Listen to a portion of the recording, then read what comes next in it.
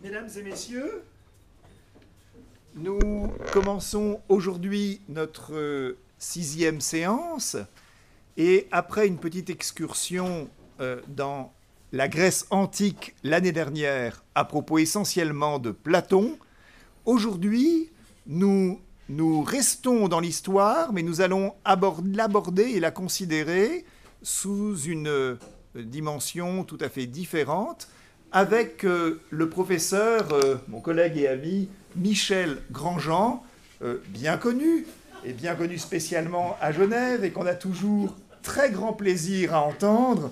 Et c'est pourquoi, avec une grande joie, je me demande où il est, et serait-il parti? Mais avec une grande joie, parce que j'aurais bien de la peine à prendre la parole à sa place, alors avec une grande joie, je lui laisse nous parler de la vérité partielle de l'histoire. Nous l'écoutons. Merci Guilain, bonsoir mesdames, bonsoir messieurs.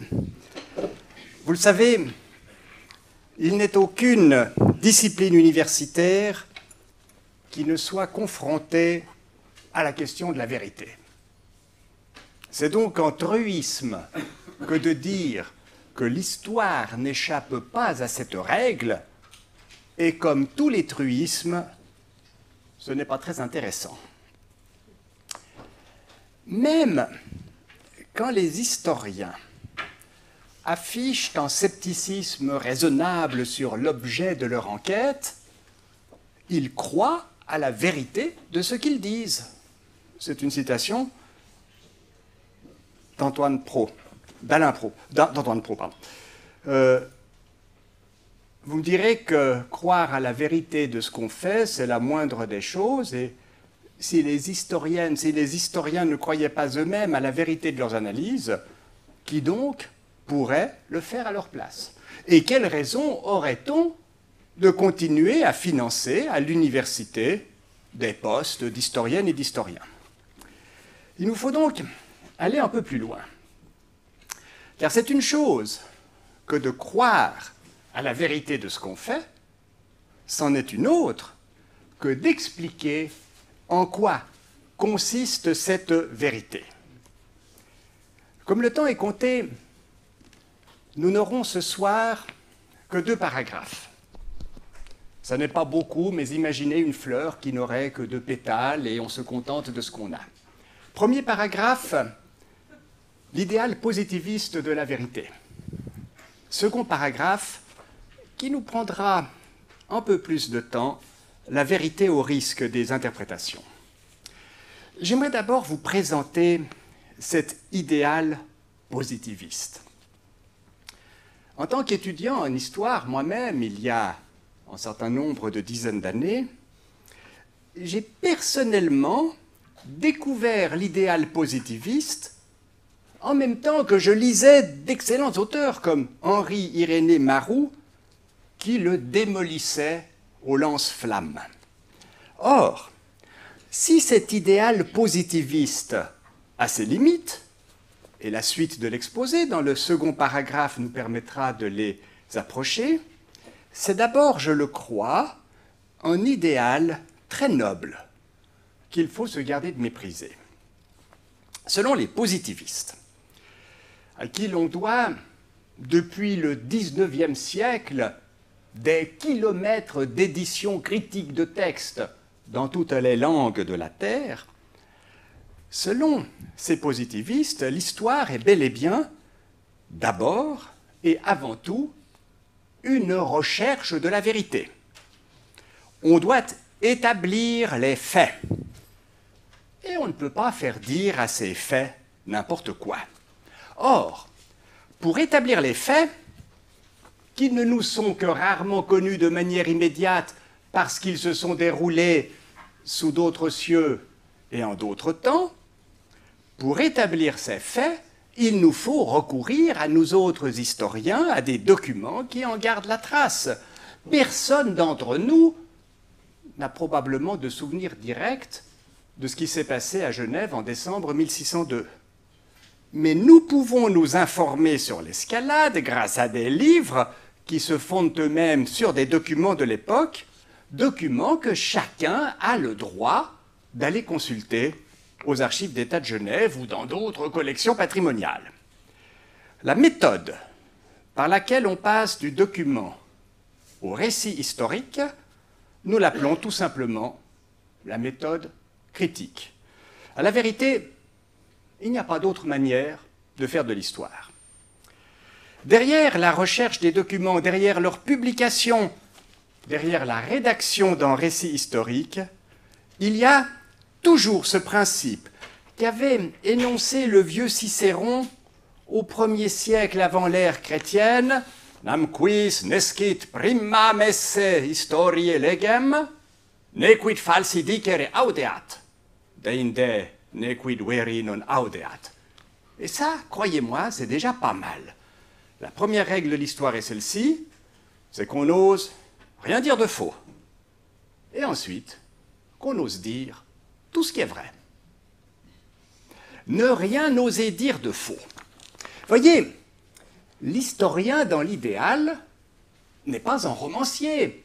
S'il se penche sur la France de la Restauration, au lendemain de l'épopée napoléonienne, cet historien n'a pas le droit d'inventer de toutes pièces un ancien bagnard qui s'appellerait, mettons, Jean Valjean, ou une petite fille du nom de Cosette, ou alors un affreux inspecteur de police auquel il donnerait, je ne sais pas moi, le nom de Javert. L'historien doit fréquenter les bibliothèques. Il doit lire, si possible, tout ce qu'ont publié ses prédécesseurs, fréquenter les archives, se laisser guider par les documents conservés et toujours ne rien oser dire de faux. L'autre partie, oser dire tout ce qui est vrai. L'historien, dans l'idéal, n'est pas au service de quelque cause idéologique ou politique que ce soit. C'est un idéal. Quand, je prends un exemple tiré du XXe siècle, quand en 1941, les armées allemandes entrent en Russie et qu'elles découvrent à Katyn, pas loin de Smolensk, en charnier de 4 à 5 000 corps, la question se posera longtemps de savoir si ces victimes polonaises, car ce sont tous des Polonais qui ont été exécutés, si ces victimes ont été assassinées par les Soviétiques, et c'est bien entendu ce que dit la propagande de la Wehrmacht, ou alors si ces victimes polonaises ont été assassinées par les nazis. Et c'est ce qu'affirment bien évidemment les Soviétiques, avec aussi leurs alliés. Il faudra attendre 1990, un demi-siècle plus tard, pour que la Russie reconnaisse sa culpabilité. Il paraît, à Londres, que Churchill se doutait bien que le crime devait être imputé aux sbires de Staline, mais il ne pouvait pas le dire, puisque Staline était son allié.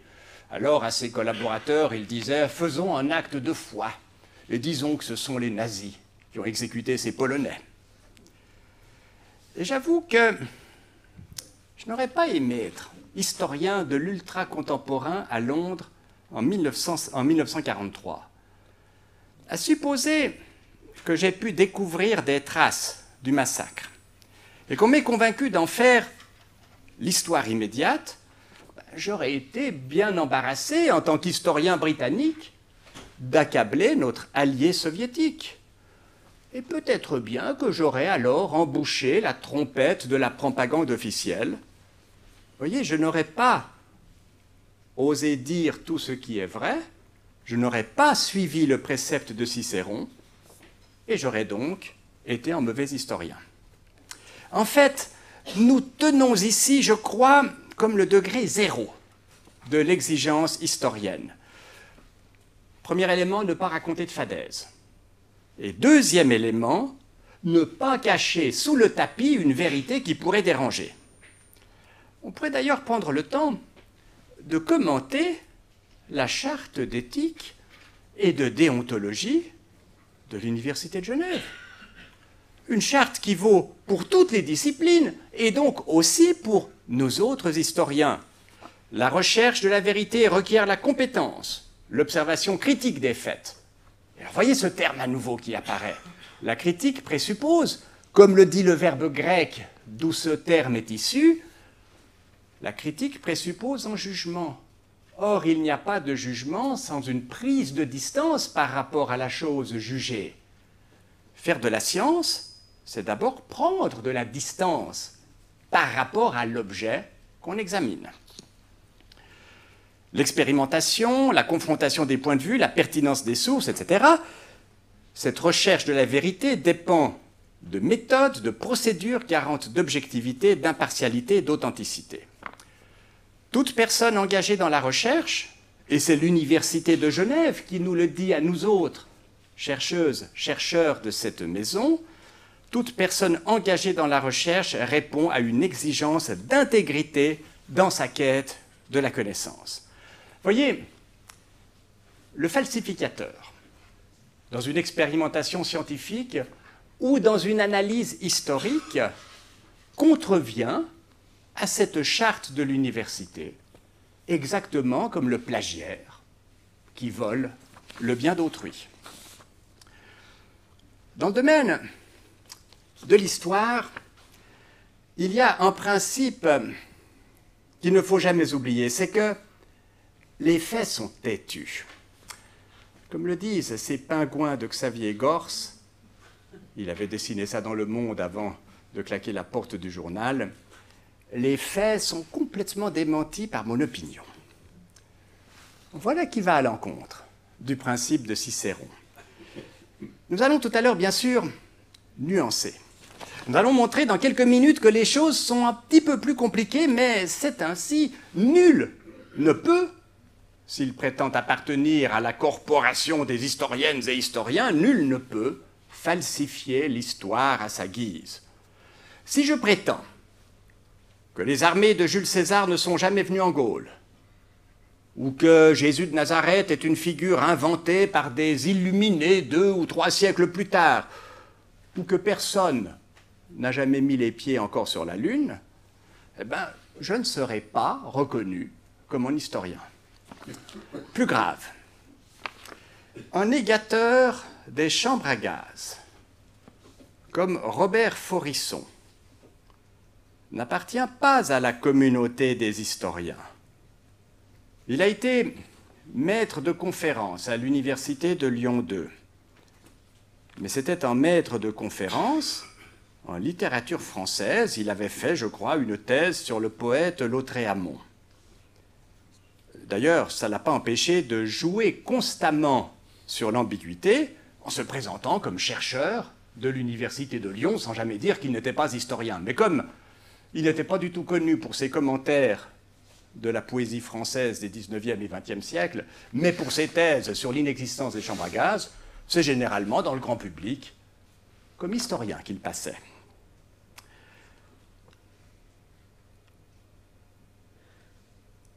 Faurisson, aveuglé par un antisémitisme foncier, pénétré par une haine irrépressible d'Israël et parallèlement abreuvé par une admiration exaltée du monde germanique en général, est allé jusqu'à dire que Hitler, c'est une citation de Faurisson, pardonnez-moi, je mets les guillemets et je les refermerai, Hitler n'a jamais donné l'ordre de tuer ne serait-ce qu'un seul homme en raison de sa race ou de sa religion.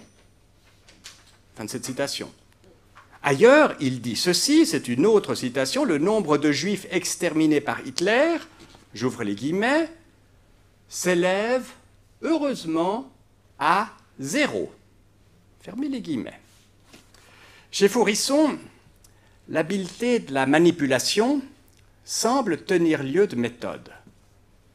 De véritables historiens, comme Pierre Vidal-Naquet, comme Valérie Higounet, ont pris le temps de décortiquer cette prose de Faurisson, de montrer comment s'organise chez lui la perversité du raisonnement.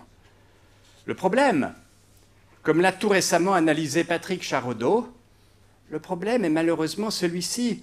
Plus on tente de démonter rationnellement le discours négationniste, et on pourrait dire exactement la même chose du discours conspirationniste, plus on renforce chez les négationnistes l'idée qu'ils sont du côté de la vérité, pour la bonne et simple raison qu'ils dérangent l'ordre établi. Contre Forisson, contre les négateurs de la vérité, contre ces négationnistes, contre tous les manipulateurs de l'histoire, vous le voyez, l'idéal positiviste a encore de beaux combats à mener. Mais j'aimerais arriver à notre second pétale, l'heure des interprétations. L'historien positiviste, c'est l'homme, vous l'avez compris, qui cherche à mettre le passé en lumière en s'efforçant d'interférer aussi peu que possible avec ce passé. Voyez, découvrir le passé tel qu'il a été sans le corrompre par ma propre vision du monde. Aller aux archives et dans les bibliothèques, me plonger dans les documents qui gardent trace des institutions monastiques médiévales, puis écrire un livre sur le moine du Moyen-Âge tel qu'en lui-même. Pour reprendre une image de Marou, l'historien positiviste est un peu celui qui cherche à dévoiler le passé, comme un président de la Troisième République française inaugure un nouveau monument. La statue équestre est encore recouverte d'un voile, et lors de l'inauguration, on enlève le voile pour dévoiler et mettre devant les yeux des badauds admiratifs cette nouvelle statue. Voilà ce que doit faire l'historien, selon cet idéal positiviste, dévoiler le passé. Il est là, tapi dans l'ombre et la poussière des archives, et la tâche de l'historien n'est pas autre chose que de le mettre sous les yeux de ses contemporains. Cette vision, qui est somme toute très platonicienne, comme s'il y avait un passé idéal quelque part et qu'il s'agisse simplement de l'exprimer dans des termes compréhensibles aujourd'hui, cette vision n'a pas résisté aux réflexions historiographiques du siècle dernier. Pour le dire en 2 mots, le passé n'est précisément pas une idée platonicienne, mais le fruit de la construction des historiens. Comme l'écrit Alain Pro, que je cite ici de mémoire parce que ce sont des mots qu'à chaque semestre j'ai répétés aux étudiantes et étudiants de ma faculté, en histoire, les faits ne sont pas tout faits. Les faits, nous devons les faire. Les faits historiques doivent être construits par les historiens. J'aimerais vous donner ici un premier exemple que j'emprunte à la géographie, mais vous allez voir très vite que nous ne laissons pas l'histoire loin de la géographie. Prenons une boule. Au hasard, celle-ci. Et imaginons que cette boule, nous devons la représenter non pas en 3 dimensions, mais en 2 dimensions. Vous connaissez le problème, et vous savez qu'au XVIe siècle, Mercator a eu l'idée de la représenter en imaginant comme un cylindre autour de la Terre. Si on m'avait dit il y a quelque temps que dans le bâtiment de Sciences 2, je présenterais un jour un schéma comme celui-ci avec des équations des lettres grecques et des pi, j'aurais pas cru. Vous avez ici la Terre, un cylindre que vous déployez mentalement autour de la Terre et qu'ensuite vous dépliez pour avoir sur les parois du cylindre la projection des continents. Voilà ce que ça a donné en 1569. C'est la carte de Mercator. Alors évidemment, il y a des choses qu'on connaît bien. En 1569, je n'ai pas le droit d'aller plus près du tableau parce qu'on ne me verra plus là. Alors, je salue les gens qui regardent l'image ici. Je vais essayer de rester dans le cadre. Il y a des continents dont on reconnaît bien la forme. C'est le cas de l'Afrique et bien sûr de l'Europe. Il y en a d'autres qui n'existent pas. C'est le cas de l'Australie. Et puis, il y en a qu'on connaît un peu bizarrement. C'est le cas, par exemple, de l'Amérique latine ou alors du Canada. Vous voyez ces formes imaginaires dessinées par Mercator.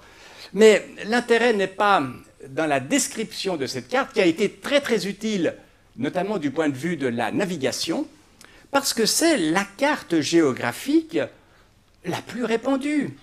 Si l'on représente la même carte avec le même mécanisme du cylindre évoqué tout à l'heure, voilà ce qu'on obtient.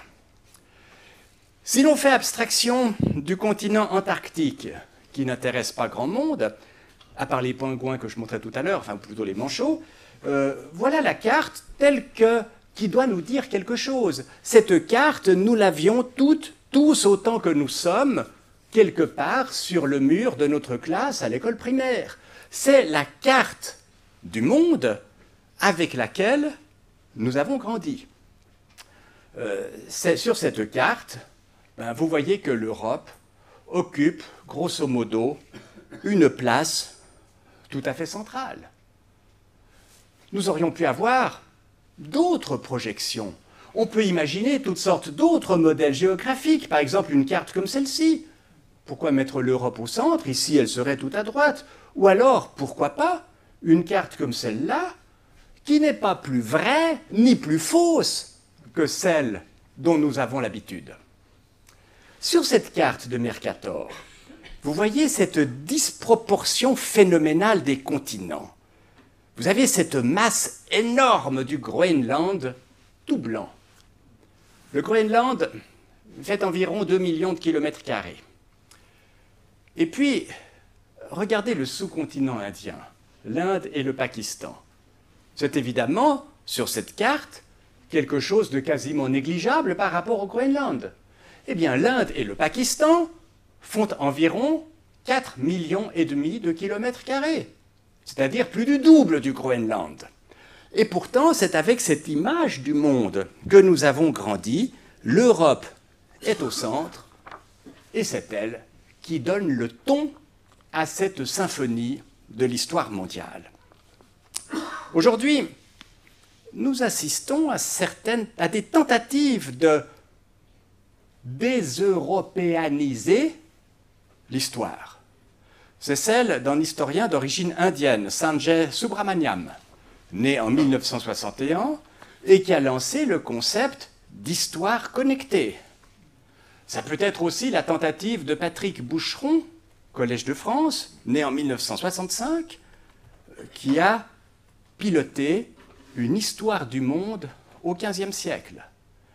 C'est aussi, par exemple, le cas de Jack Goody. Dans un ouvrage récent, Le vol de l'histoire, Goody dit ceci: mon idée est que si la plupart des historiens cherchent à éviter l'ethnocentrisme, rares sont ceux qui y parviennent, tant est limitée leur connaissance de l'autre et de leur propre point de départ. Cette étroitesse les conduit souvent à affirmer sans aucune preuve, de manière implicite ou explicite, le caractère unique de l'Occident. Et Goody de donner, au fil de son texte, un certain nombre d'exemples. Voyez, Galilée. Galilée, c'est la grande victoire de la science européenne. En fait, vous n'avez pas autre chose que ce que vous voyez ici. Ça sert uniquement à vous montrer que j'ai pris le livre avec moi. Et puis il y en aura quelques autres ici tout à l'heure. Galilée, c'est la grande victoire de la science européenne. Mais, observe Goody, cette victoire, après tout, n'est que conjoncturelle. Le monde arabe ou la Chine n'était pas très loin. Et si l'on parle de la conquête du monde par l'Europe, l'histoire aurait été toute différente si, par impossible, les Turcs avaient été les premiers à franchir l'Atlantique, ou alors si les jonques chinoises avaient, avant Vasco de Gama, passé le cap de Bonne-Espérance. Voyez, Norbert Elias, le grand historien des mœurs et de la civilisation, dans la première moitié du siècle dernier, eh bien, fait de l'Europe le creuset de la moralité, des mœurs, des bonnes mœurs et de la civilisation. C'est un texte dont on voit aujourd'hui qu'il est totalement eurocentré, comme si les bonnes mœurs étaient une invention occidentale. Le capitalisme, est-ce que c'est une invention européenne? Même les plus grands, comme Max Weber ou Fernand Braudel, ont eu tendance à voir midi à leur porte. Prenez l'université. les hautes écoles.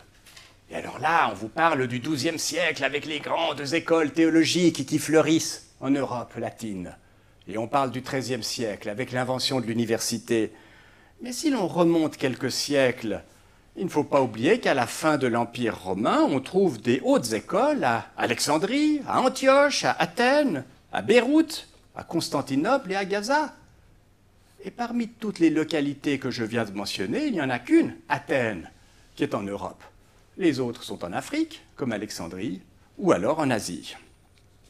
Quant à la prétendue invention de la courtoisie, ou même de l'amour, dans l'Europe des troubadours, et l'on pense ici à cet essai prodigieux de Denis de Rougemont, c'est encore une fois une vision de savants qui ignorent presque tout du reste du monde. On assiste aujourd'hui, dans le domaine de l'histoire, à un basculement historiographique dont on est loin de mesurer encore toutes les conséquences. Le changement du point de vue change le regard, change la façon de construire l'histoire et change donc la façon dont nous autres historiens parlons de la vérité de l'histoire. J'aimerais revenir à cette phrase un peu provocatrice que j'énonçais tout à l'heure. Les faits ne sont pas tout faits, nous devons les faire.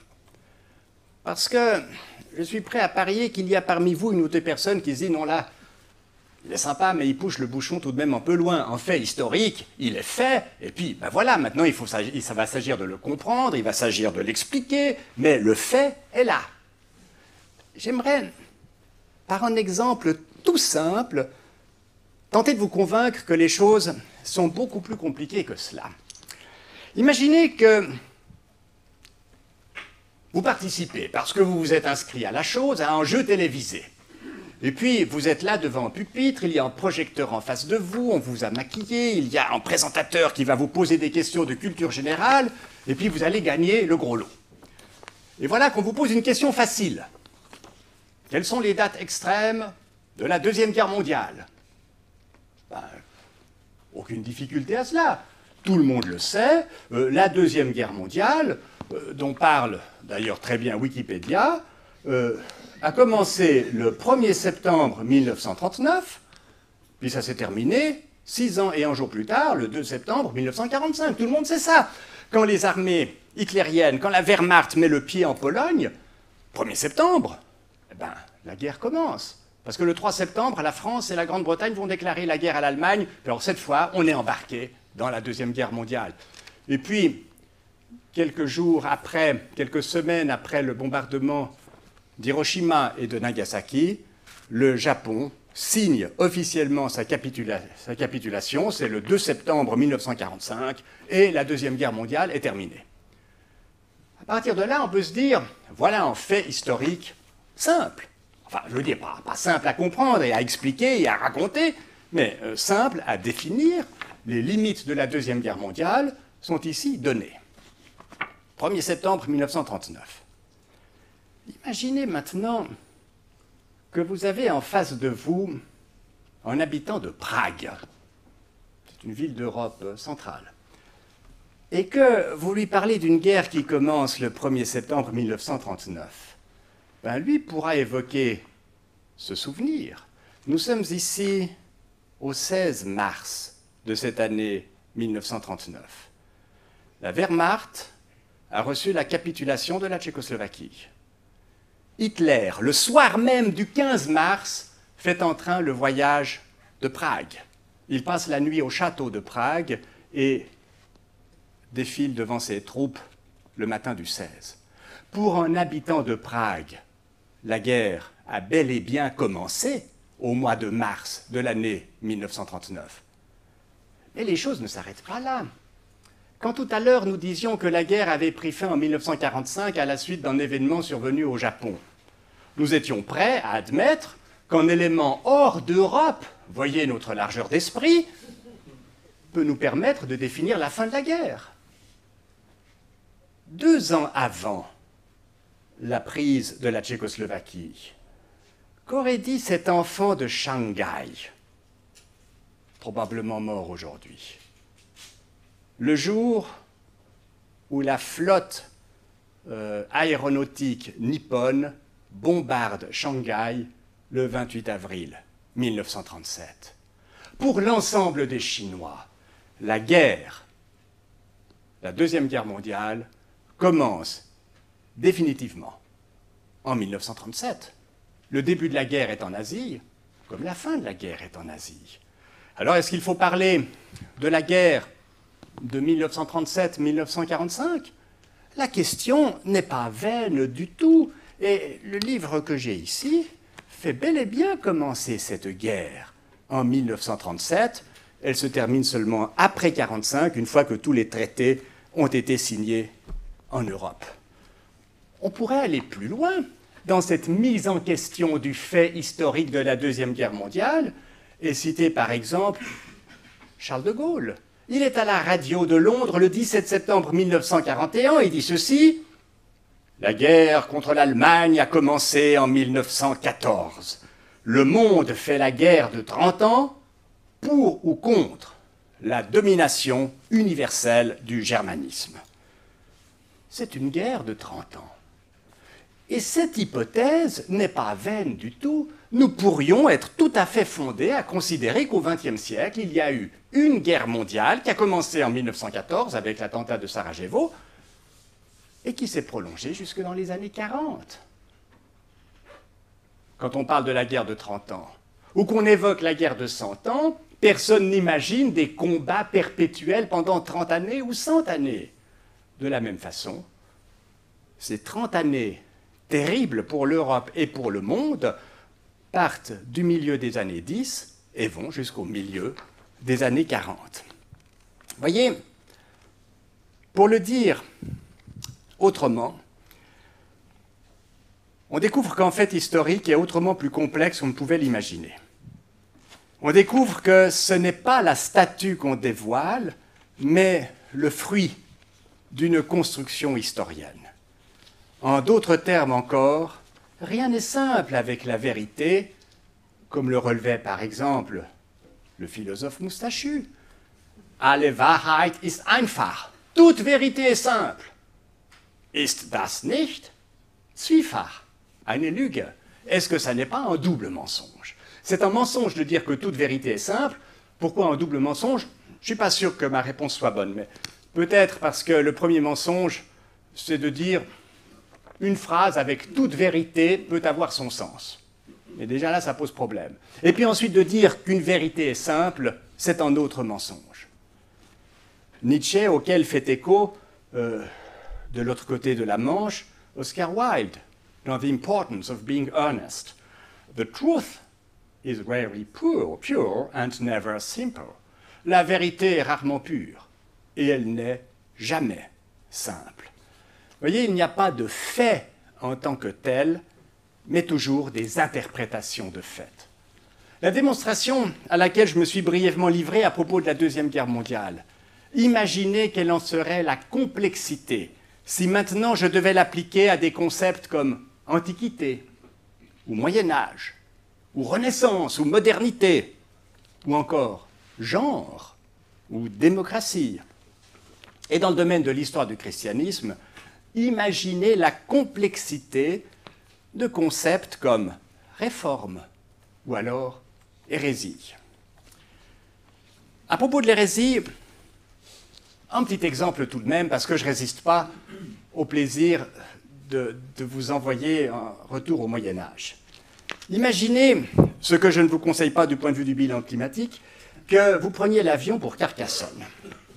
Vous arrivez à l'aéroport de Carcassonne en pays cathare. Alors là-bas, ils ont le sens de la formule, et j'ai d'ailleurs trouvé cela sur le site du tourisme de Carcassonne, qui a un très beau slogan, je ne sais pas qui a inventé ça, « Carcassonne, là où l'émotion résonne ». C'est pas mal, hein? Mais ce qui m'intéresse ici, c'est Carcassonne en pays cathare.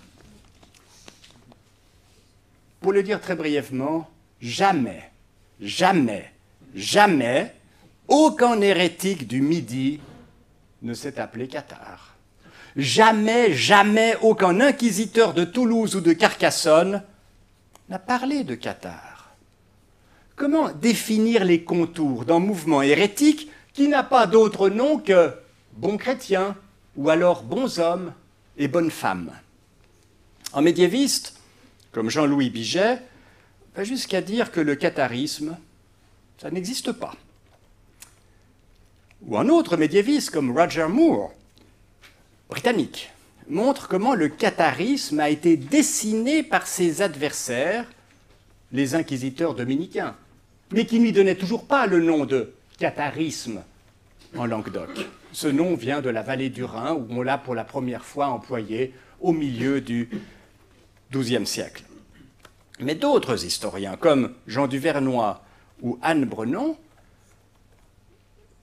sans vouloir revendiquer l'étiquette de cathare, disent qu'il y a bel et bien eu une hérésie du Midi qui avait sa cohérence propre, et que ceux qui, tel Biget, prétendent qu'il n'y en a pas, seraient, en leur genre, des négationnistes. Voyez la complexité des choses. Ma propre expérience d'enseignant m'a convaincu au fil des années que jamais un séminaire n'a été aussi intéressant que lorsqu'on s'est attaqué à un concept à construire. Les faits ne sont pas tout faits, ils sont à faire. Il y a une autre manière de le dire encore, les traces documentaires doivent être interprétées. Et c'est ici, à la fois le nœud du problème et le cœur de la passion pour l'histoire. L'interprétation est infinie.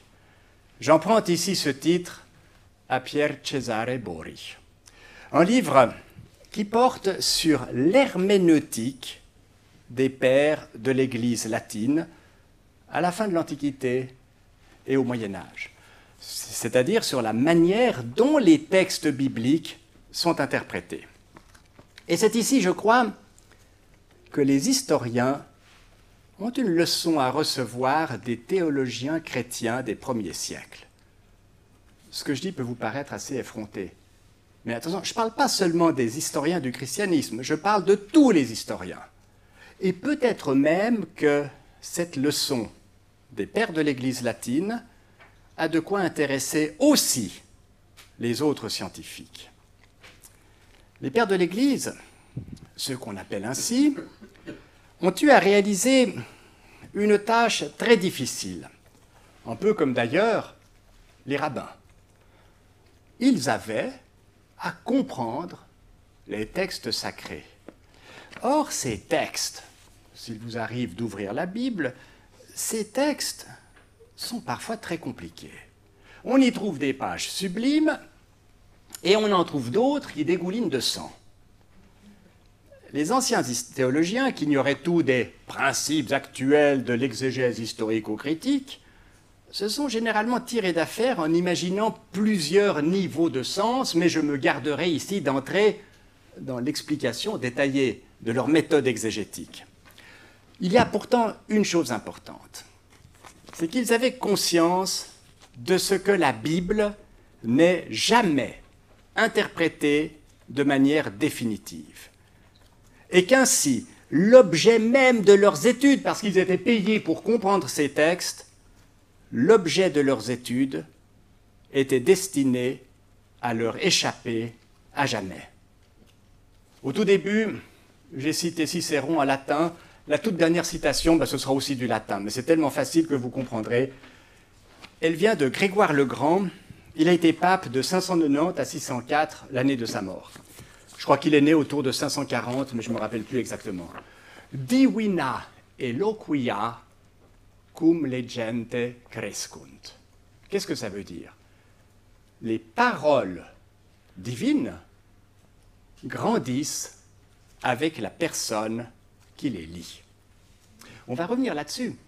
Mais un grand théologien latin du IXe siècle, un savant qui était à la cour de Charlemagne, de son fils, Charles le Chauve, et qui connaissait le grec, c'était peut-être le seul de tout l'Occident latin à ce moment-là qui parlait et qui lisait couramment le grec, Jean Scott Érigène. Jean Scott Érigène a eu ces mots qui sont parfaitement clairs. L'interprétation de l'Écriture sainte est infinie. Sacre scripturae interpretatio infinita est.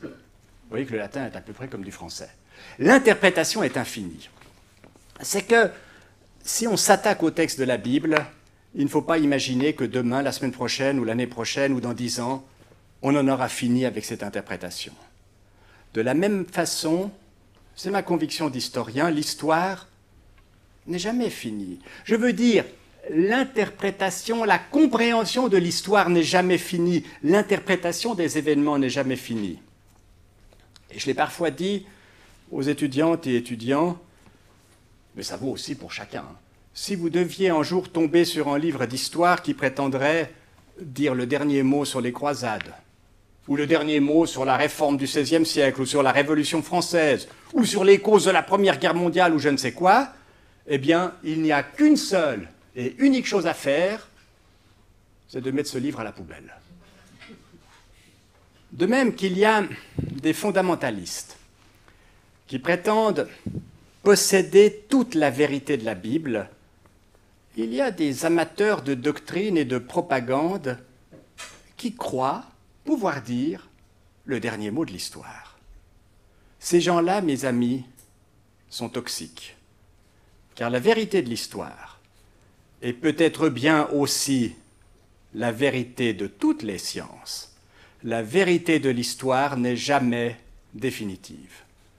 C'est une vérité partielle. Mais c'est là aussi ce qui nourrit, ce qui nourrira toujours la passion pour l'histoire. Quant aux manipulateurs de la vérité,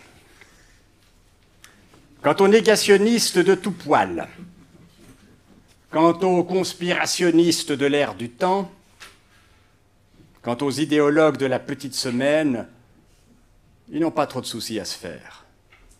Ils ont encore, hélas, je le crains, de beaux jours devant eux. Mais ces gens-là n'ont rien à faire dans le cadre de l'université, ce lieu où chercheuses et chercheurs professent, comme le dit la charte que je vous ai donnée à lire tout à l'heure, ce lieu où l'on professe une exigence d'intégrité dans notre quête de la connaissance. Je vous remercie de votre attention.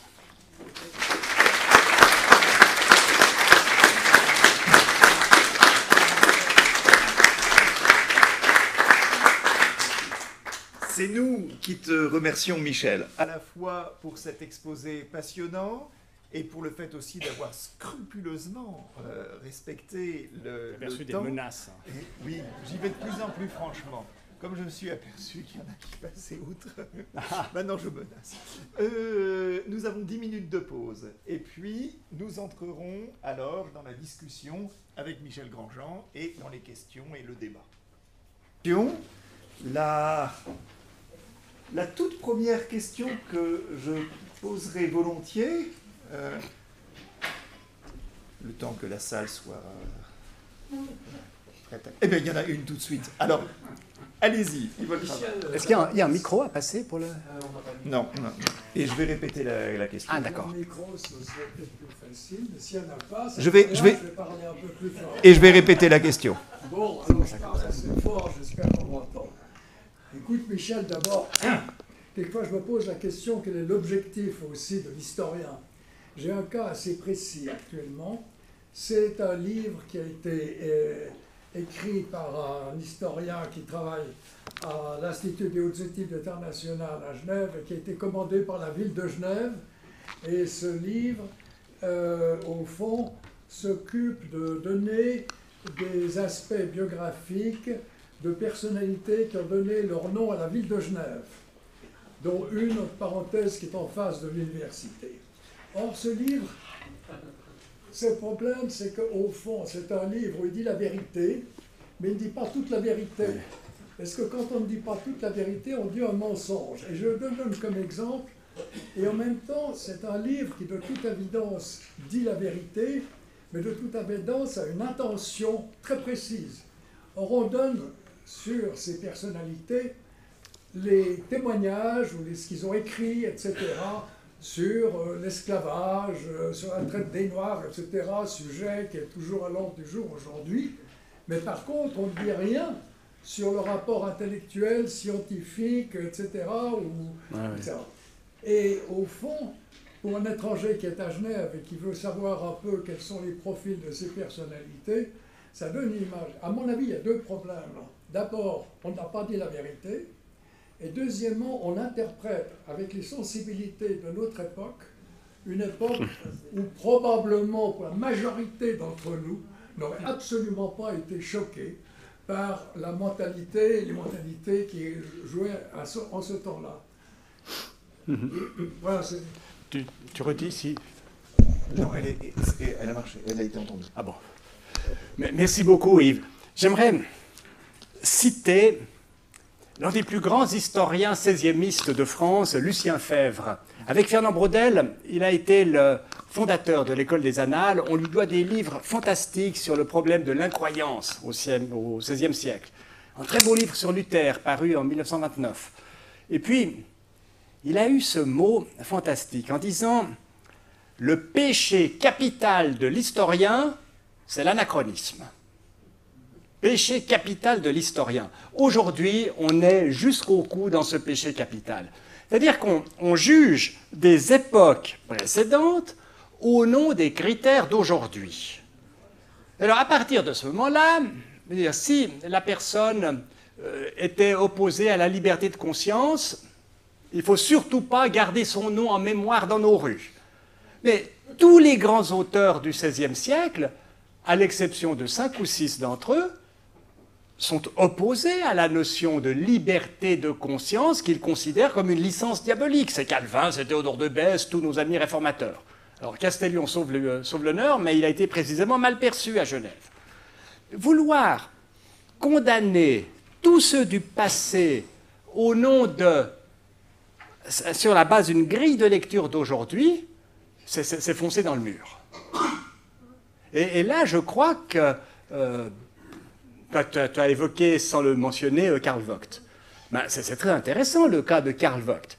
Effectivement, dans quelques-uns de ses textes, il a clairement dit que la femme a un cerveau plus petit que l'homme, donc elle est plus bête, et puis que l'Africain, c'est une sorte de maillon intermédiaire entre le singe développé et puis l'Européen. Bon. Mais, en son temps, à part une dizaine d'esprits très cultivés et très intelligents, ou alors très attentifs, parmi lesquels d'ailleurs un certain nombre de théologiens qui considèrent que dans l'humanité tout le monde est égal parce que Dieu nous a tous créés égaux et puis qu'il ne faut pas faire de différence entre un Africain et un Européen, à part ces gens-là, c'est ce que tout le monde entendait, même le grand Darwin, Charles Darwin, qui d'ailleurs cite ici et là Karl Vogt, en bonne part, dans son livre sur The Descent of Man. Ce n'est pas l'origine des espèces, mais un autre livre qu'il écrira 10 ou 12 ans plus tard, parle bien de l'évolution humaine et donne clairement à entendre qu'il y a des races, puisqu'on parle de races au XIXe siècle, qui sont moins évoluées que d'autres. Alors, on peut vouloir faire les censeurs aujourd'hui et puis se dire nous allons juger tout le monde. Mais si je devais faire une confidence, je préfère confier ce jugement à une autre instance que l'instance humaine. Quand on parle en théologie chrétienne de Dieu comme juge, ça veut dire que ce n'est pas les humains qui sont les derniers juges. Et je n'ai jamais considéré en particulier que les historiens auraient à fonctionner comme je ne sais quel juge d'instruction du jugement dernier. Notre job, c'est de faire comprendre. Alors, faire comprendre d'une part dans quel contexte Karl Vogt a écrit telle ou telle chose, faire comprendre ce qu'on lui doit du point de vue de la biologie, en particulier sur l'apoptose, je crois, la mort cellulaire ou des choses comme ça, et puis faire comprendre les limites de sa compréhension du monde, faire comprendre aussi l'intérêt de ses prises de position politiques, parce que c'est à lui qu'on doit l'université d'aujourd'hui et c'est à lui qu'on doit le fait que les femmes peuvent entrer à l'université, et un certain nombre d'autres choses. Et puis à partir de là, laisser le jugement. On ne conclut pas un livre d'histoire en attribuant des bons points et des mauvais points. Donc là, effectivement, il y a aujourd'hui des combats à mener contre cette sorte de récupération idéologique de l'histoire. Cicéron n'aurait pas été content du tout, parce qu'effectivement, on met des trucs sous le tapis. Voilà. Oui, une deuxième question, puis une troisième, puis une quatrième. Allez-y. Comment jugez-vous l'idée que l'histoire est en grande partie une science du témoignage? Comment juger l'idée Faiblesse qui peut avoir, puisqu'on le voit dans que l'histoire est une science du témoignage? pas simplement de faiblesse. Est-ce une faiblesse? L'histoire est une science du témoignage. Effectivement, quand je vous ai dit tout à l'heure qu'il n'y a pas de faits à l'état brut, mais des faits qui sont interprétés, c'est notre expérience de tous les jours. J'ai vu tout à l'heure, en venant ici, deux voitures qui sont rentrées l'une dans l'autre. Et puis, il y a une autre personne qui dit « Ah non, c'est la voiture plaque française qui est rentrée dans la voiture suisse ». Puis l'autre qui dit non, pas du tout. J'ai vu ici que, en fait, il a dû s'écarter parce qu'il y a un gamin qui est allé sur la route pour récupérer sa balle. Et puis le quatrième dit encore quelque chose d'autre. Quand il y a un constat d'accident à faire, les policiers préfèrent avoir affaire à plusieurs témoins qu'à un seul. Et en histoire, c'est la même chose. C'est-à-dire que, de même que tout à l'heure je disais que l'histoire n'est jamais définitive, de même, je ne peux pas prétendre qu'un individu seul puisse tout comprendre. Nous avons toujours besoin du témoignage des autres. Alors bien sûr que c'est une science du témoignage, parce que c'est notre matériau. On se fonde sur ces témoignages, faute de mieux. Si je veux faire l'histoire de François d'Assise, eh ben, je peux faire appel à des visions de François d'Assise qui me parlerait dans mon sommeil, mais à ce moment-là, c'est difficilement utilisable dans un livre d'histoire parce que je ne peux pas mettre une note en bas de page disant « c'est François d'Assise lui-même qui me l'a dit personnellement ». Soit alors, je me fonde sur des documents de l'époque. Et plus ces documents sont variés, nombreux, de sources diverses, plus solide sera mon interprétation. C'est pour ça que quand on veut supprimer des documents, c'est très mauvais. Quand les franciscains des années 1260, donc 40 ans après la mort de François, décide, sous l'autorité du ministre général de l'ordre franciscain, Bonaventure, que dorénavant, tous les textes non officiels qui parlent de François doivent être détruits, c'est ce qu'on appelle l'historiographie stalinienne. Et alors, Dieu merci, ces textes n'ont pas été détruits. Et on en a retrouvé parfois un seul exemplaire ici ou là, donc ça suffit pour qu'ensuite on le publie et puis qu'il soit connu et qu'on puisse maintenant faire l'histoire de François à partir de ces textes.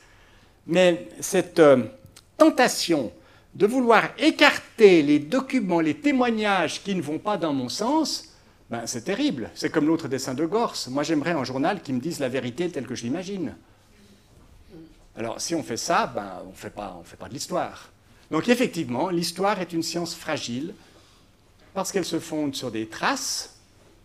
Ça peut être une trace documentaire écrite, le plus souvent. Ça peut être aussi une trace architecturale, une trace archéologique. Même la dendrologie permet de faire de l'histoire, puisqu'elle permet de dater des bâtiments en fonction des cernes qu'on trouve dans les poutres utilisées. Donc, voilà, c'est une science fragile, imparfaite, jamais définitive, et dont la vérité est toujours partielle. Monsieur, puis madame. Allez-y. Vous avez cité Darwin tout à l'heure, qui est une sommité scientifique, Ah oui. qui aurait dit, je ne sais pas si j'ai bien compris, qu'il y avait des races, il y a des races plus évoluées que d'autres. Oui. Est-ce que cette différence est une différence d'ordre culturel ou d'ordre biologique? Ah, pour Darwin, on est dans la biologie. C'est dans la biologie. Oui, parce qu'il étudie l'être humain exactement comme il étudie les coléoptères.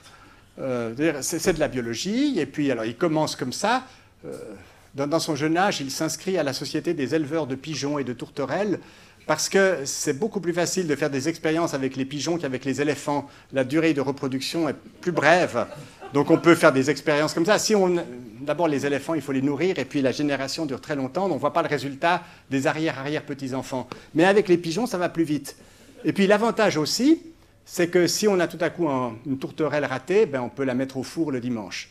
Donc, mais c'est vrai, il faisait des choses comme ça. Donc, tous les êtres vivants, il les examine d'un point de vue biologique. Et alors après, quand il parle de l'être humain, c'est aussi de la biologie. Est-ce que ça n'alimente pas, de la part d'une sommité scientifique comme celle-là, qui est une grande référence, ça n'alimente pas un peu le racisme? Ah oui. La question est celle du racisme de Darwin. Ben oui, mais au XXe siècle, un mouvement comme le nazisme en Allemagne se fonde sur des idées comme la sélection naturelle des espèces, pour dire qu'il faut qu'au sein de l'humanité, les espèces les plus fortes, entendez les Aryens, les grands blonds aux yeux bleus, eh bien, éliminent les autres. Alors, on commence par les Juifs parce qu'ils sont chez nous, mais j'aime autant vous dire que si ça avait marché, ensuite on aurait éliminé tous les Slaves, ensuite on aurait éliminé tous les Africains, ensuite on aurait éliminé tous les Asiatiques, et puis ensuite on aurait éliminé les Allemands, qui souffrent de maladies cardiaques ou d'autres malformations. Ça c'est une sorte de perversion de ce qu'avait dit Darwin, parce que dans l'origine des espèces, il n'évoque jamais des choses comme ça appliquées à l'humain, mais effectivement, de telles idées ont eu des implications racistes colossales.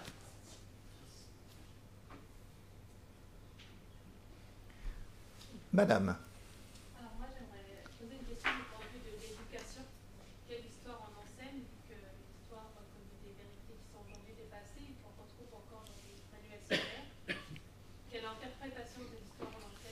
Quelle interprétation de l'histoire on enseigne, vu qu'on trouve encore dans les manuels scolaires des affirmations qui sont clairement dépassées?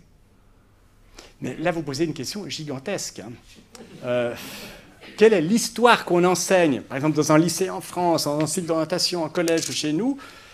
Vous mesurez que c'est très très compliqué. D'abord, ça dépend beaucoup de l'enseignant.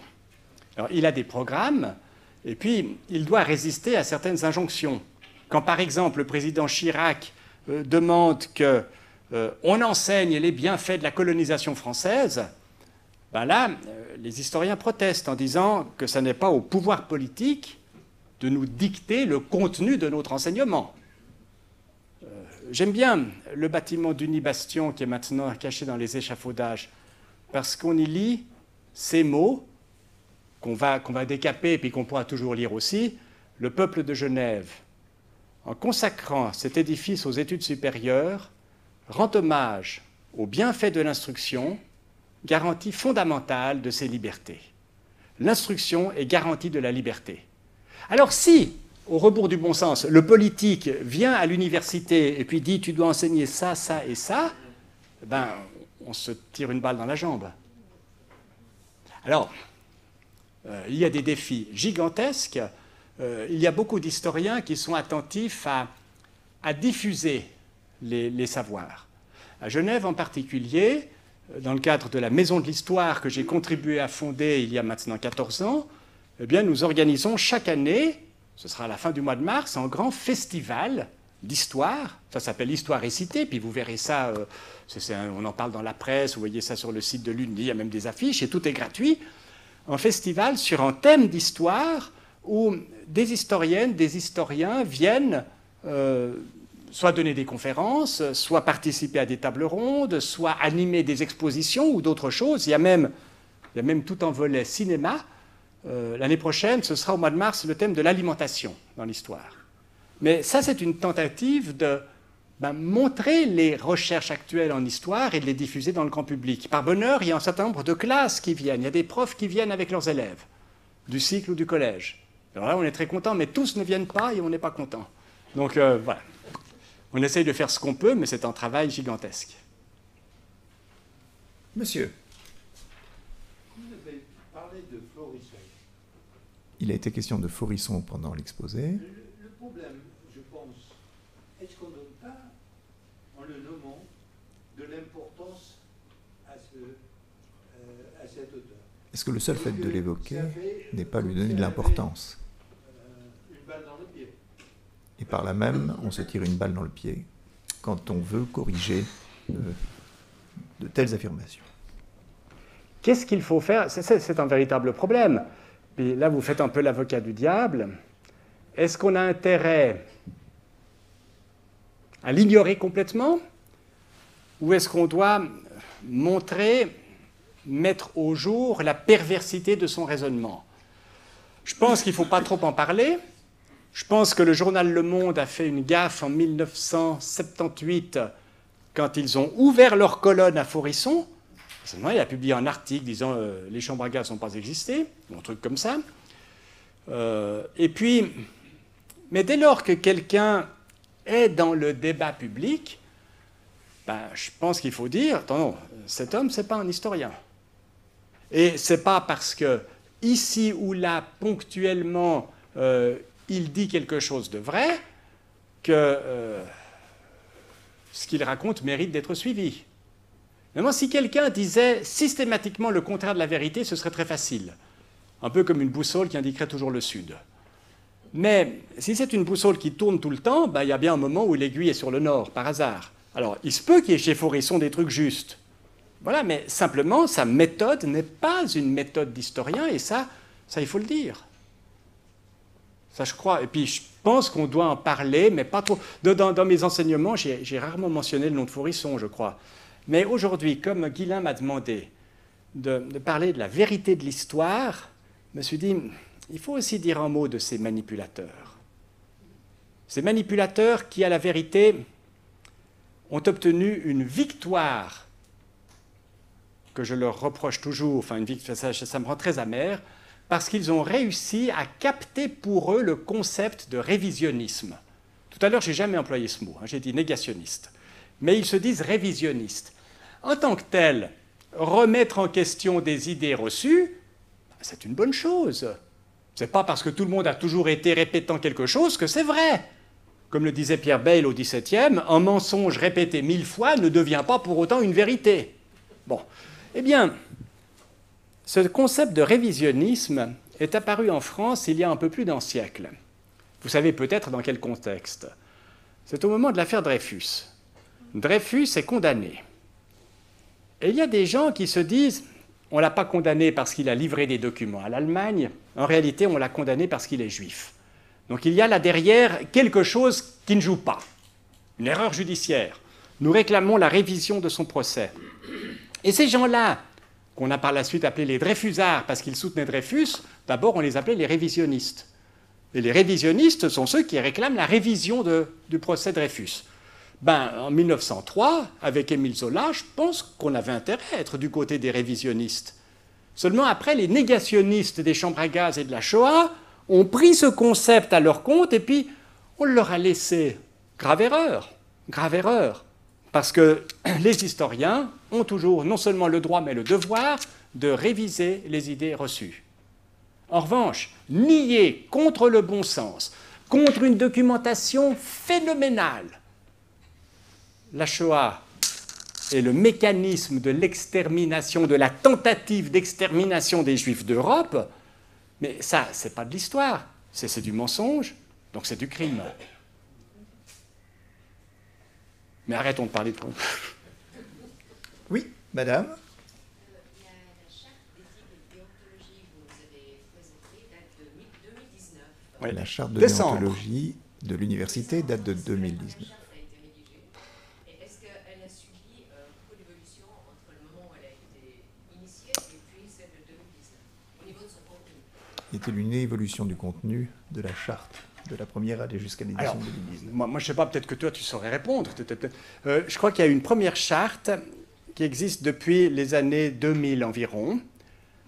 Et puis, elle a été révisée, complétée. D'ailleurs, aujourd'hui, pour simplifier, je n'ai pas dit tout ça, mais ce n'est pas seulement la charte de l'Université de Genève, c'est la charte de l'Université de Genève et des hautes écoles de Genève. Par exemple, la Haute École de Santé, les PIA, sont aussi soumis à cette charte-là. Alors, il y a eu des changements, mais je n'ai pas fait l'histoire de ce document pour dire si ça... En revanche, l'interdiction de la recherche de la vérité, l'interdiction de la manipulation des résultats, c'est-à-dire de la falsification des données, comme l'avait fait, je crois, un prof de médecine qui avait falsifié le résultat d'une enquête parce qu'il se faisait financer par Philip Morris et puis il devait prouver que le tabac n'avait pas d'influence négative sur l'évolution du cancer, ou je ne sais pas trop quoi. Il y a eu des trucs comme ça, hein.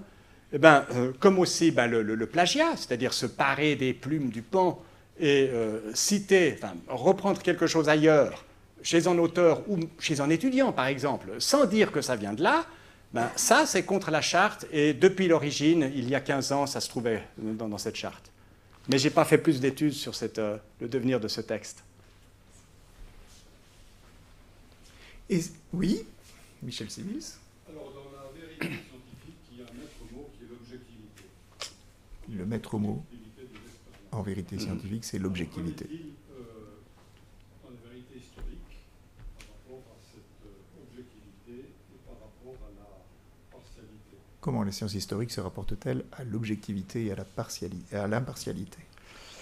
Merci Michel. Là encore, c'est une question qui est passionnante et très complexe. L'objectivité s'oppose sémantiquement à la subjectivité.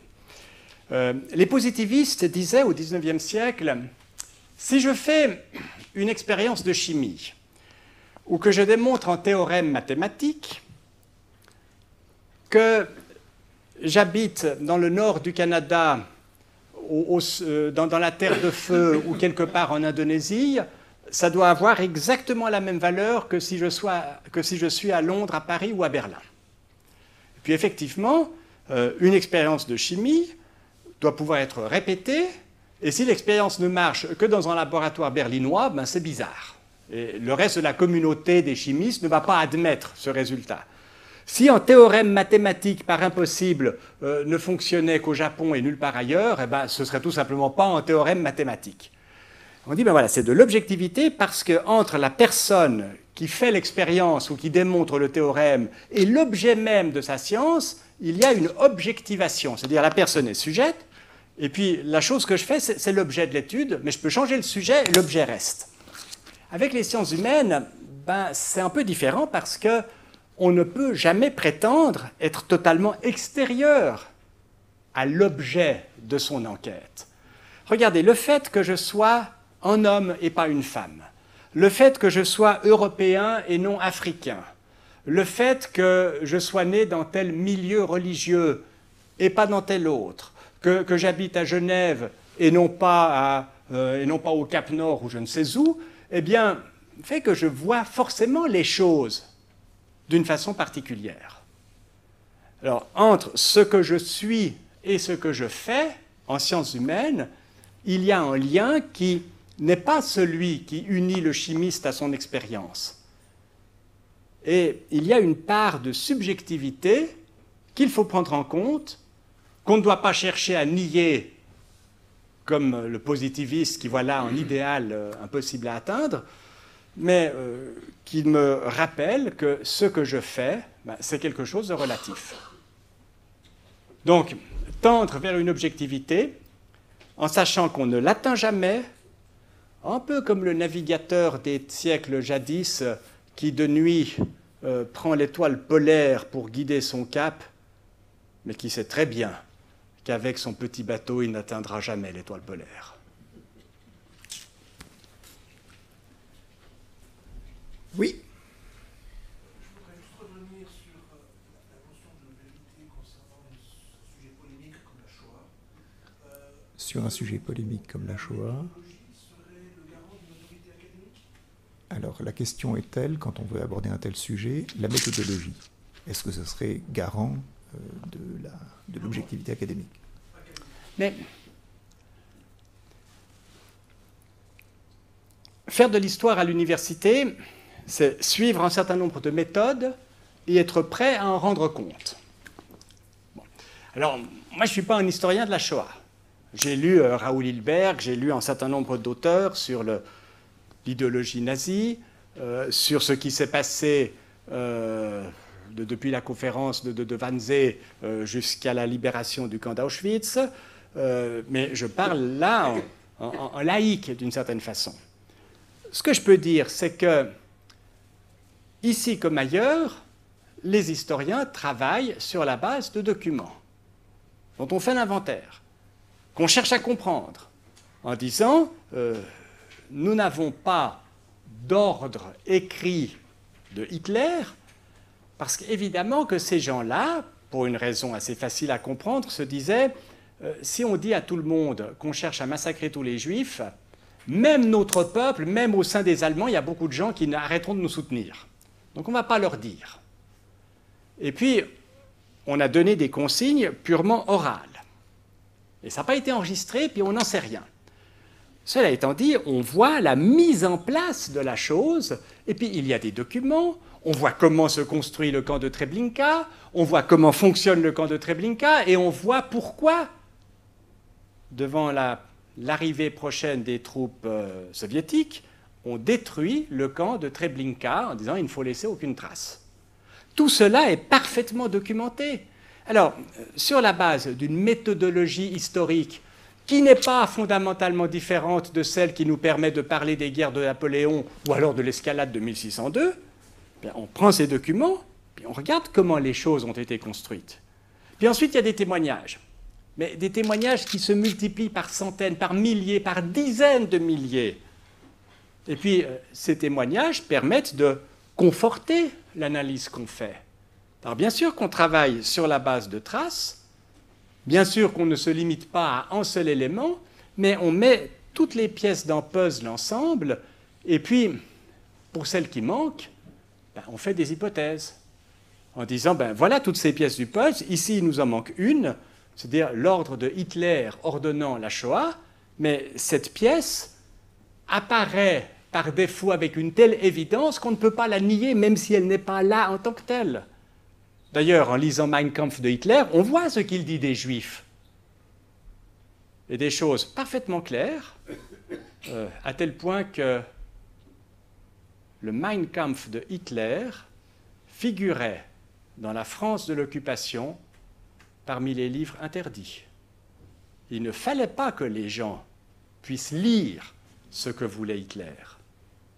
Donc tout cela, c'est autant d'éléments qui permettent de comprendre la chose. Puis alors, on progresse. Puis on se dit, ben voilà, ça on le sait, ça on ne le sait pas. On voit ce qui s'est passé à Cracovie, on voit ce qui s'est passé dans toutes les villes allemandes, on voit ce qui s'est passé dans le protectorat de Bohême-Moravie, on voit ce qui s'est passé en Hongrie et en Roumanie. Et puis, on met ça en place et le puzzle se constitue progressivement. Mais c'est parfois des vies entières, enfin souvent des vies entières qui ont été consacrées à cette recherche. Donc, alors à partir de là, quand vous avez un Faurisson, honte à sa mémoire, qui vient vous dire d'un coup de cuillère à peau, non, mais c'est de toute façon impossible, parce que, voyez, quand aux États-Unis on condamne quelqu'un à mort, eh bien c'est une procédure qui prend 6 mois ou 12 ans. Et puis ensuite, il y a une équipe de 18 médecins qui vérifie qu'on met tel ou tel gaz. Alors, imaginez cela multiplié par 6 millions, c'est impossible. Puis, sur la base d'un raisonnement comme ça, de pseudo-bon sens, ben, l'homme dit, ben, c'est de toute façon impossible. Mais c'est pas comme ça que les choses se sont faites. Hein. Voilà, alors je réponds un petit peu à la question, mais là, je ne suis pas tout à fait dans mon domaine. Il y a un vieil adage qui dit l'histoire est toujours écrite par les vainqueurs. Comment les historiens se débrouillent avec cela quand ils regardent des périodes déjà un peu lointaines où les témoignages oraux ou personnels ont disparu? Ça, c'est une question passionnante. Effectivement, celui qui est du côté de la plume, ben, a la maîtrise de l'histoire. C'est plus souvent le vainqueur que le vaincu. C'est seulement aujourd'hui, je parlais d'un basculement historiographique dont on n'a pas mesuré encore, dont on ne peut pas mesurer toute la portée. Ce basculement est en train de s'opérer aujourd'hui. Je vais prendre un exemple qui va nous amener dans une autre époque. La Grèce ancienne, c'est le berceau de la civilisation européenne. C'est là qu'est née la démocratie. C'est là que sont nés les arts. C'est là qu'est née la sculpture. On doit énormément de choses à la Grèce et notre science comprend un certain nombre de termes qui sont comme par hasard grecs. D'ailleurs, le mot logie qui termine le nom de toutes les sciences, ou presque, ben, vient du grec. Puis on se dit, ben voilà, c'est là que naît l'Europe. Le monde grec ancien, c'est le creuset de la culture, de la civilisation, de la science. Et tout ça, c'est parfaitement vrai. Ce faisant, on tend à écarter complètement la civilisation des Phéniciens. Les Phéniciens ont inventé à peu près notre alphabet. Les Phéniciens, vous le savez, c'est un peuple sémitique. Ils parlent une langue sémitique, cousine de l'araméen, du copte égyptien, de l'hébreu bien sûr et de l'arabe. Les Phéniciens, c'était une puissance commerciale gigantesque. Ils sont allés jusqu'à Carthage et puis ils ont fondé la colonie de Carthage. Puis ensuite, ils se sont fait ramasser par les Romains. Et puis, on doit aux Phéniciens un grand nombre de choses, mais dans notre quotidien, enfin, qu'on ignore complètement. Par exemple, je vais vous dire ce truc-là. Alors, c'est tout bête, mais ils ont inventé un alphabet pour dire les sons. Les Grecs ne sont pas partis de zéro pour ça, les Phéniciens ont inventé ça. Ils avaient un son, pour le son A, ils dessinaient une sorte de tête de bœuf ou de taureau avec 2 cornes. Puis ça, c'est d'abord un pictogramme, puis ensuite un caractère alphabétique. Puis ça, c'est devenu la lettre A. Les Grecs ont pris ce truc des Phéniciens, puis ils se sont dit, mais dans l'autre sens, ce serait un peu mieux. Et on a notre A. Mais notre A, que nous écrivons tous les jours, ça vient des Phéniciens. Pour leur malheur, les Phéniciens n'avaient pas de support matériel qui puisse résister au temps. Ils écrivaient sur des papyrus qui se sont corrompus après quelques siècles. Et tout nous porte à penser aujourd'hui que les Phéniciens ont produit une culture littéraire, qui avait peut-être aussi des pièces de théâtre, des tragédies chez les Phéniciens, mais on n'en a pas de traces. Donc, c'est comme s'ils n'existaient pas. Et dans l'histoire de l'humanité, c'est une note en bas de page. Mais peut-être bien que la civilisation phénicienne, et on la découvre aujourd'hui grâce aux archéologues, est beaucoup plus importante dans le devenir du monde antique qu'on ne le croyait il y a une génération. Et quand tout à l'heure je parlais de Subramaniam, cet historien d'origine indienne, il a lancé ce concept d'histoire connectée en disant mais il faut mettre les choses ensemble. Et si je parle de l'Europe latine, je dois aussi parler du monde ottoman.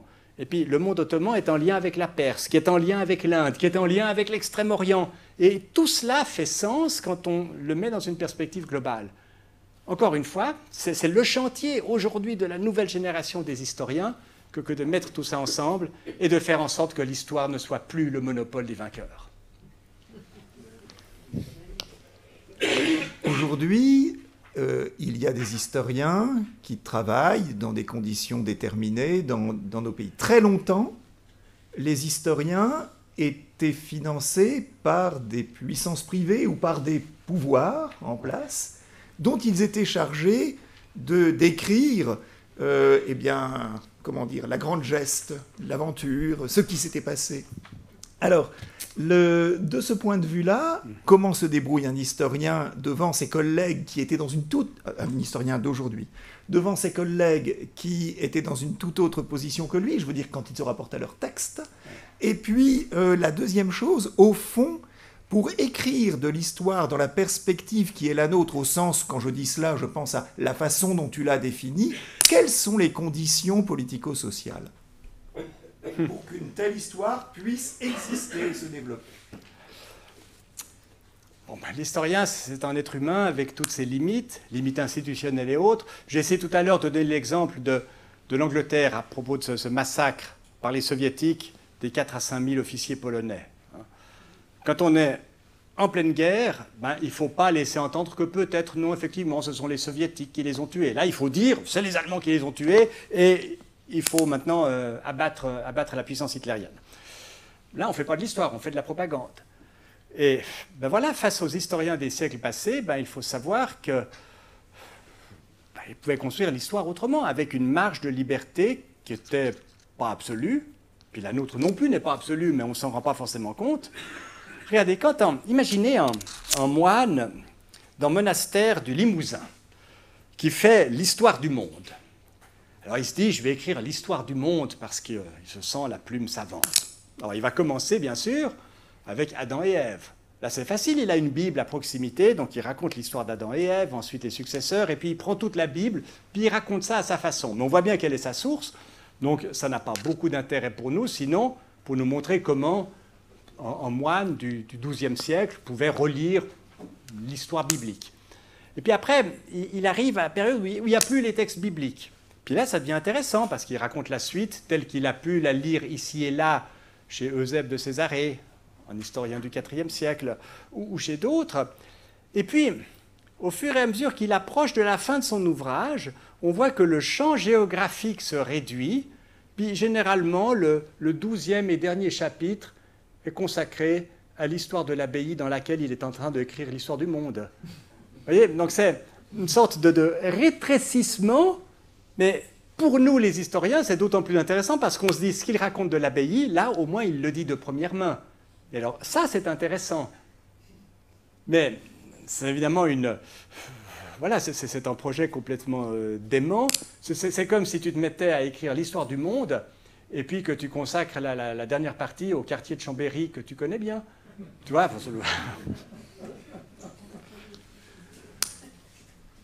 Oui, monsieur. Le problème aujourd'hui, c'est les réseaux sociaux. Ah. Alors la question des réseaux sociaux. Disent une certaine vérité qui leur appartient.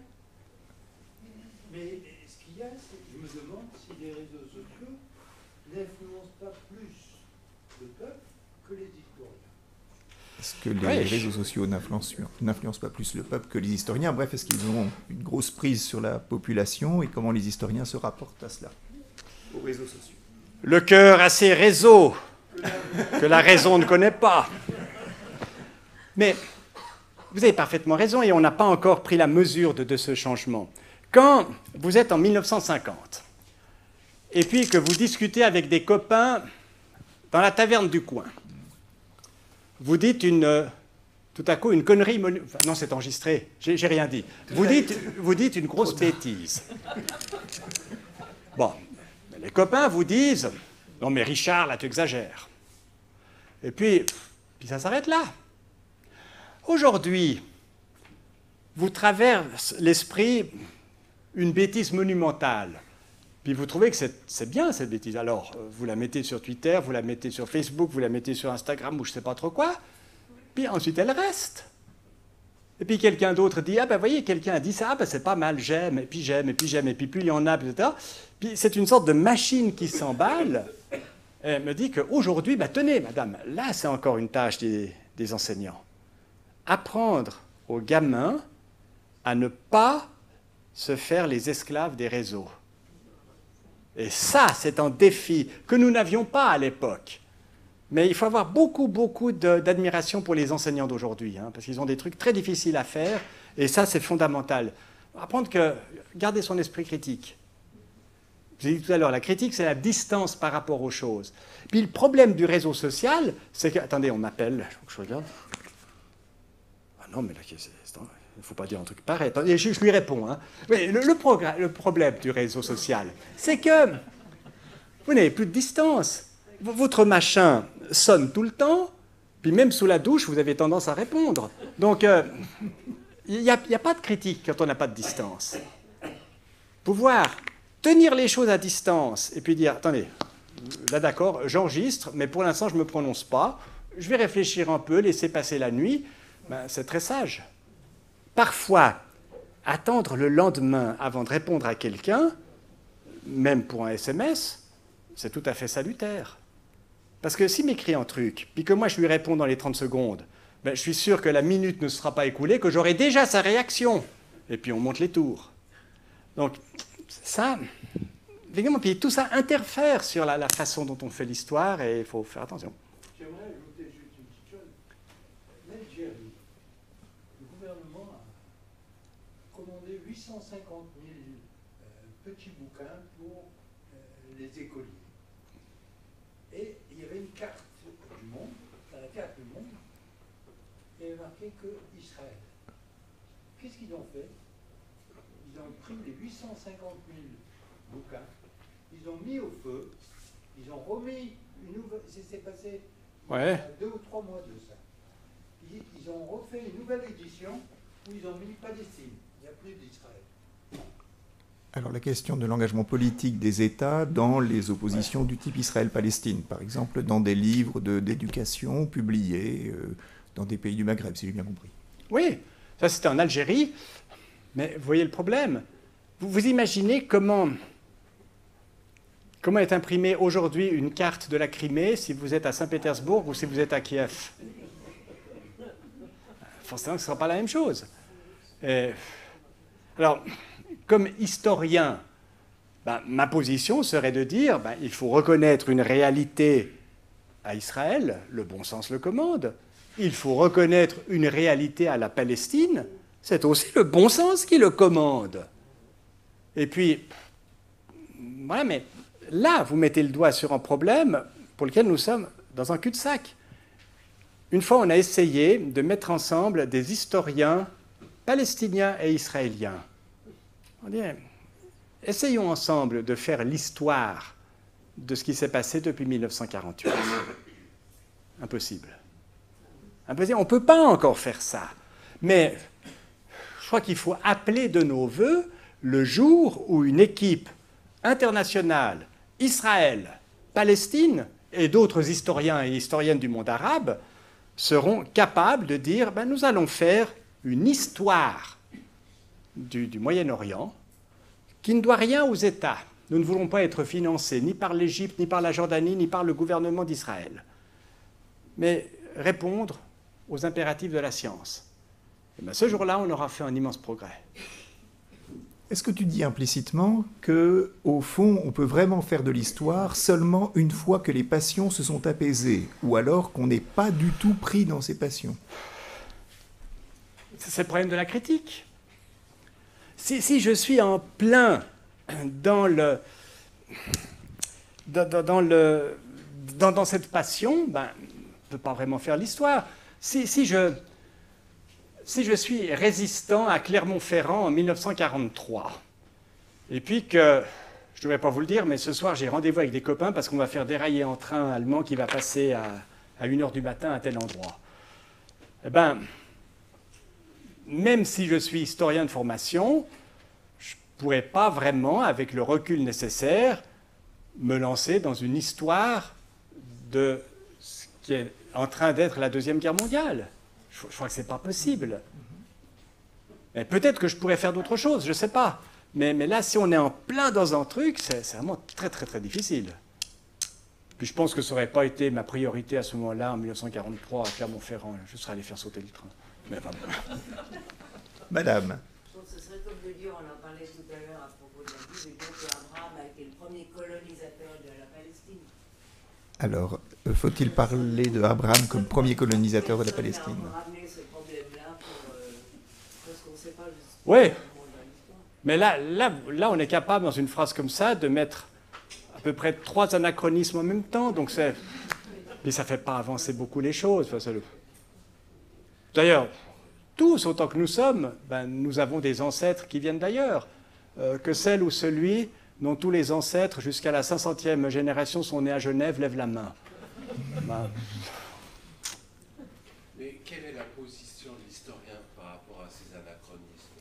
Par rapport à l'anachronisme, quelle est la position de l'historien? Le livreur de menhir. Obélix est convoqué comme livreur de menhir. Mais dans l'imagerie populaire, les Gaulois faisaient des menhirs. Ouais, mais là c'est rigolo. Enfin, de même que dans l'imagerie populaire, toutes les petites bretonnes avec des sabots vont servir de gouvernante à Paris, et puis ça s'appelle Bécassine. Là, c'est vraiment... Oui, comme vous le dites, c'est l'imagerie populaire, etc. Mais je crois que René Goscinny n'a jamais prétendu faire un livre d'histoire. C'est pour ça que les aventures d'Astérix sont rigolotes. Puis, il faut pas... Le problème, c'est que si quelqu'un... Si je suis prof d'histoire au cycle, et puis que je vois que la documentation d'un élève qui présente un exposé pour parler de Jules César, c'est Astérix, je lui dirais, là, il y a un problème, mon gars, parce que c'est pas comme ça qu'il faut parler de Jules César, tu vois. Puis je lui expliquerai le truc. Et puis... Mais d'ailleurs, il paraît que les Gaulois avaient de la potion magique, si je me souviens bien. Mais on voit bien qu'on est dans la fiction. Et Ben, la fiction, ce n'est pas l'histoire. Parfois, les historiens peuvent s'inspirer de bons livres de fiction, parce qu'il y a des trucs qu'on ne sait pas. Le romancier, la romancière a le droit de se dire, ben, ces deux personnages ne se sont jamais rencontrés, mais s'ils s'étaient rencontrés, de quoi est-ce qu'ils auraient parlé? Nous, on les met en scène, et puis ça fait un chapitre fantastique dans un livre, dans un roman. Quand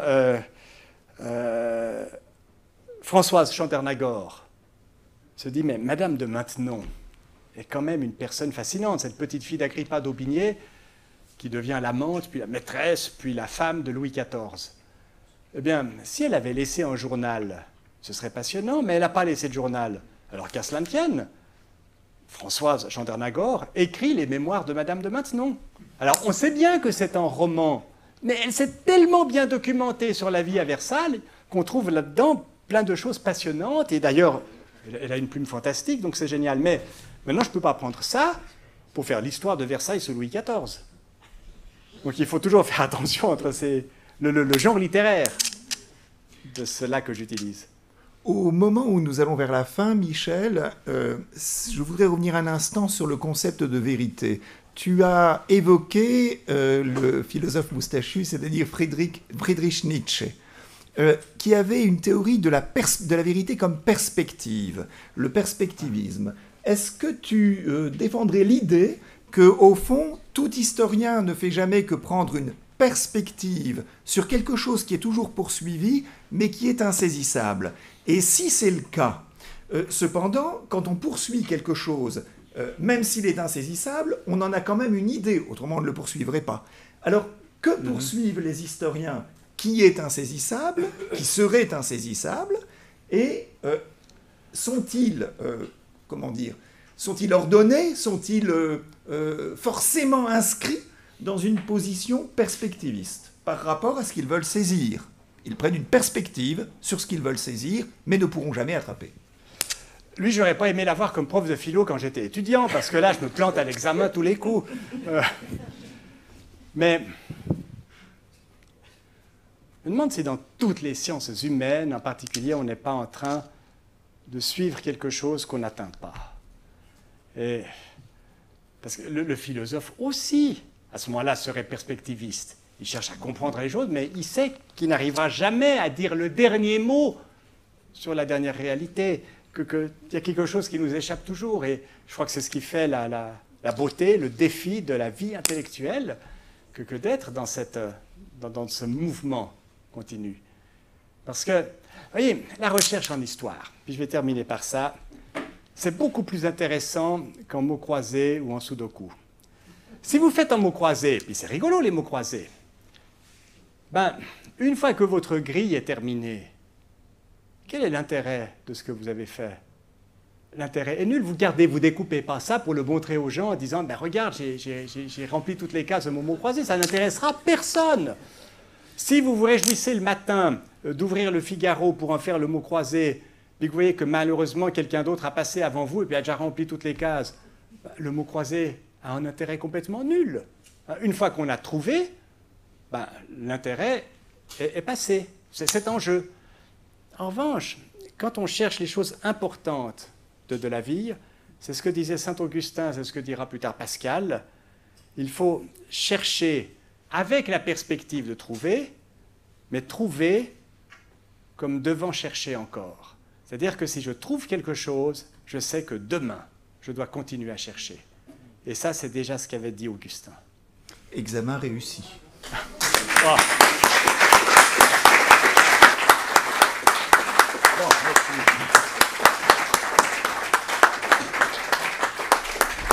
Merci beaucoup, Michel. Vraiment, nous te remercions très, très vivement. La semaine prochaine, vous rencontrerez un autre collègue de la faculté de théologie, Christophe Chalamet, qui parlera de l'expérience de la vérité en théologie, précisément.